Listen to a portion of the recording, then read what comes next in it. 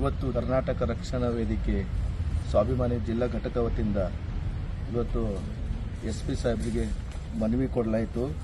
ಕಾರಣ ಏನಂದ್ರಪ್ಪ, ಇವತ್ತು ಕ್ರೈಸ್ತರ ರಕ್ಷಣಾ ವೇದಿಕೆ ರಾಜ್ಯಾಧ್ಯಕ್ಷರಾದಂಥ ಸ್ಟ್ಯಾನ್ ಪಿಂಟು ಅವರಿಗೆ ಮಾನಸಿಕ ಹಲ್ಲೆ ಮಾಡಿದ ಕುರಿತು ಇವತ್ತು SP ಸಾಹೇಬರಿಗೆ ಮನವಿ ಕೊಟ್ಟಿವು.